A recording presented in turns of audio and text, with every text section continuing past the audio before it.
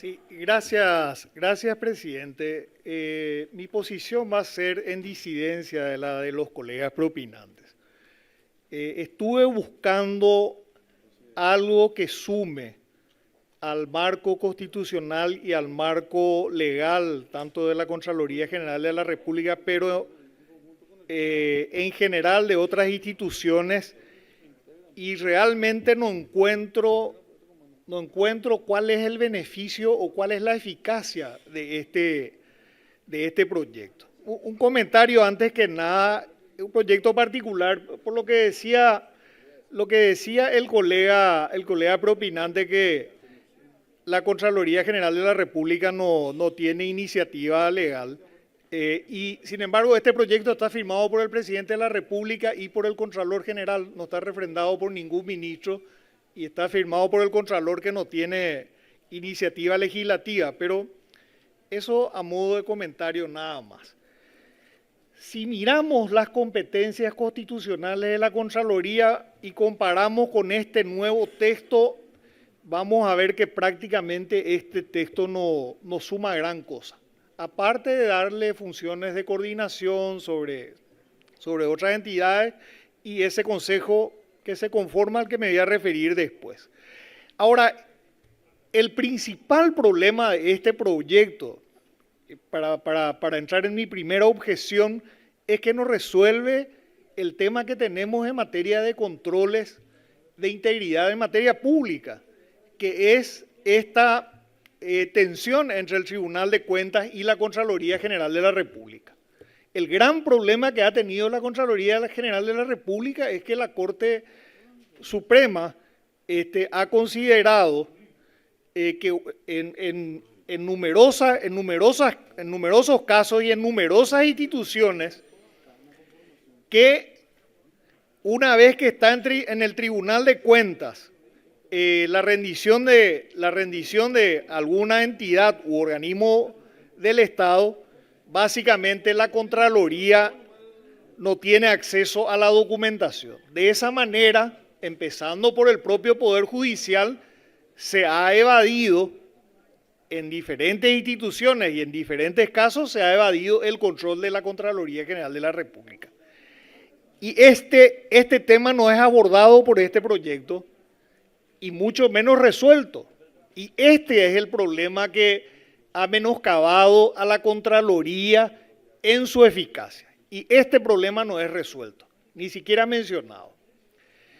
Ahora, volviendo al tema de los controles que existen en nuestro país, no se trata solamente de la CENAC. Acá el tema es que el gobierno, por alguna razón, el presente gobierno consideró que la CENAC no era un organismo eficaz.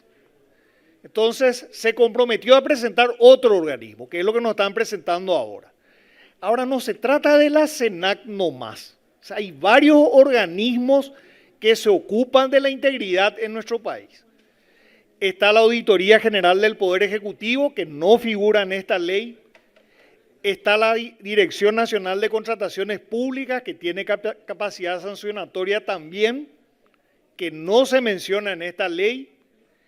Está el Viceministerio de Capital Humano, que tampoco aparece en esta ley, es Capital Humano y Gestión Organizacional o algo así, que también tiene capacidad sancionatoria dentro de este Viceministerio de Capital Humano, que es la institución que reemplaza a la Secretaría de la Función Pública y que va a tener la función de los sumarios administrativos, por ejemplo. Hay capacidad sancionatoria y hay capacidad normativa también.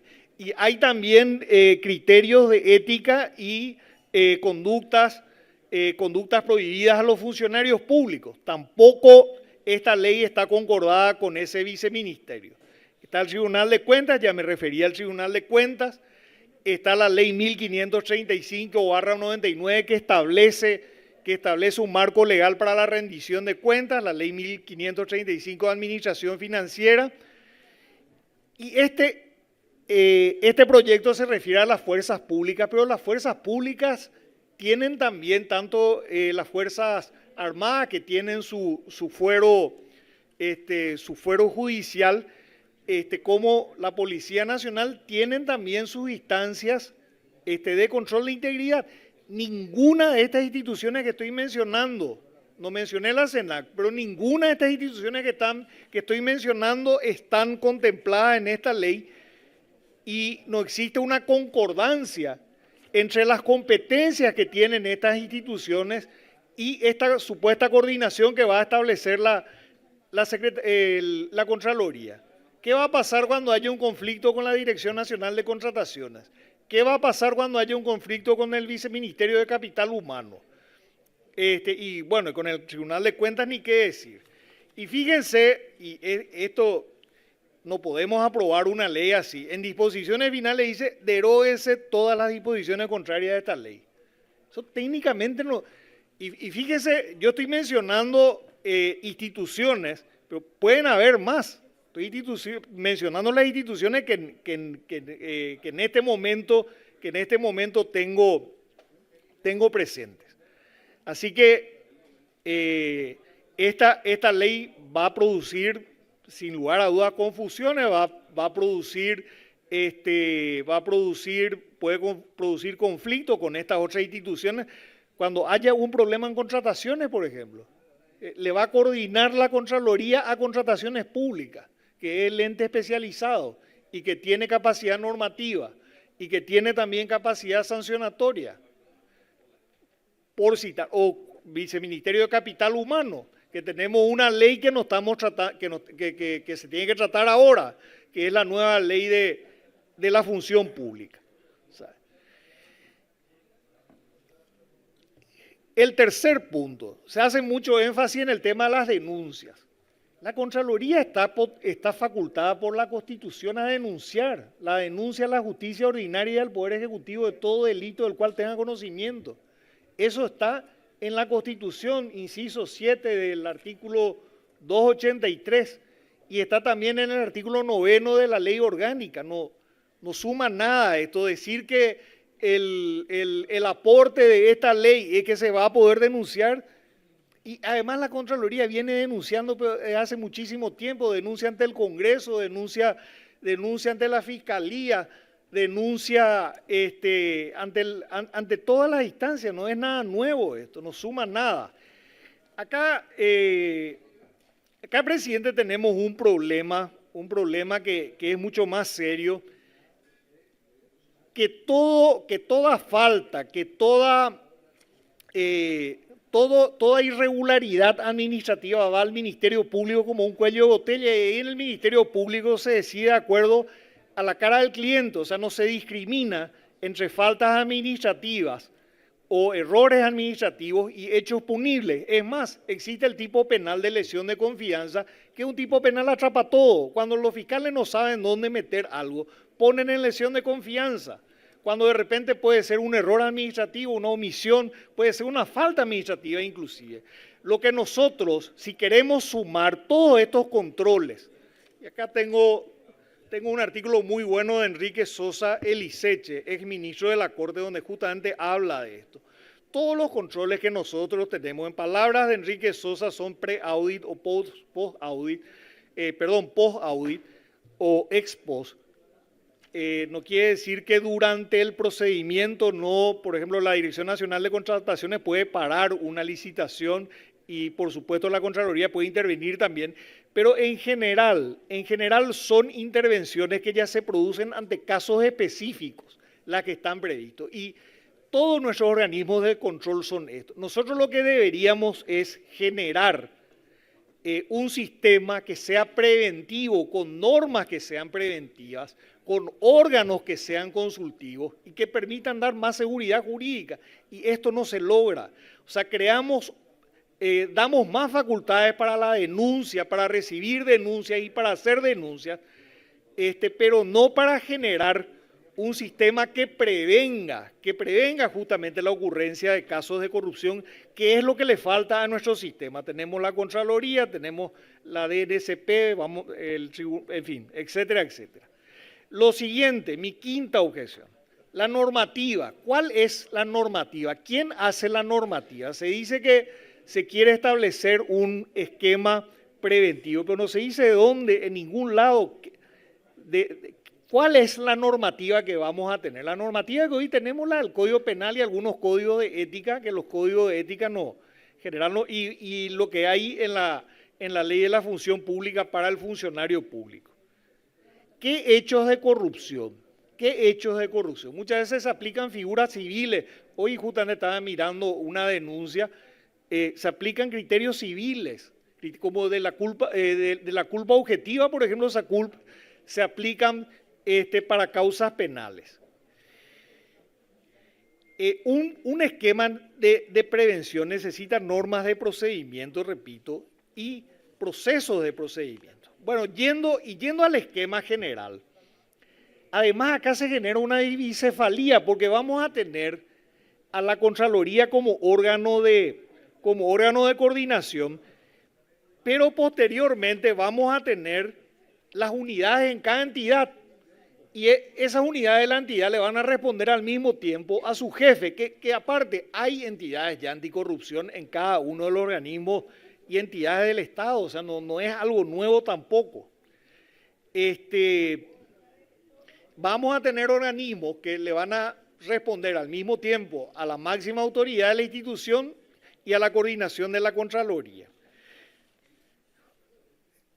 En el artículo 5º, inciso E, por ejemplo, se lee, y este me parece un inciso tramposo, derivar al Ministerio Público las denuncias que sean consideradas falsas, notoriamente infundadas o malintencionadas. ¿Y para qué se va a enviar, por ejemplo, una denuncia falsa, infundada o malintencionada al Ministerio Público?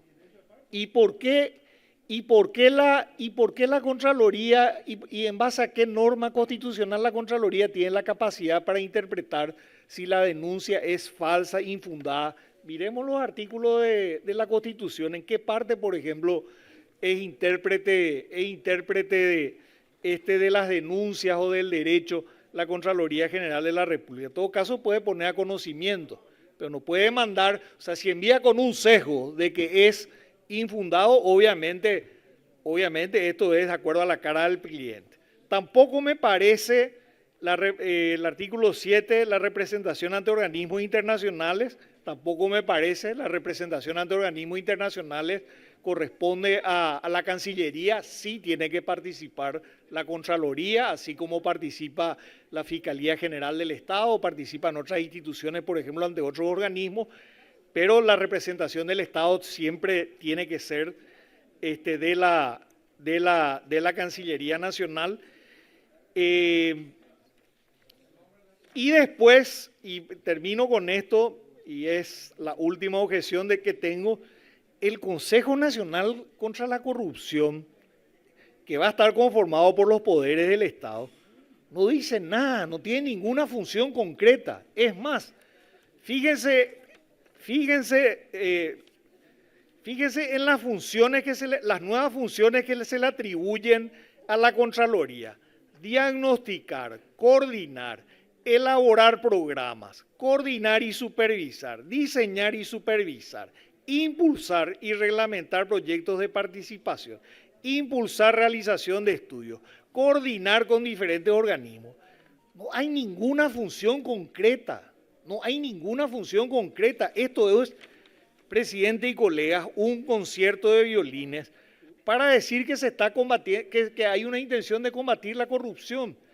Pero lo que nosotros necesitamos, y termino con esto y quizás me refiera posteriormente, lo que nosotros necesitamos realmente, además de fortalecer la Contraloría, sí, fortalecer la DNCP, sí, y todos los demás organismos de control ex post, necesitamos tener un organismo de prevención que establezca parámetros de seguridad jurídica para que el funcionario tenga la certeza, tenga directrices y tenga la certeza de que está actuando correctamente, y si tiene dudas que pueda consultar, como existe en otros países, una función consultiva que le va a dar seguridad jurídica y que va a ayudar muchísimo a prevenir y a evitar hechos de corrupción. Con esto lo que tenemos nada más es más denuncias, más investigación y nada de prevención. Con estas palabras, presidente, considero ineficaz y además de mal redactado este proyecto. Muchas gracias.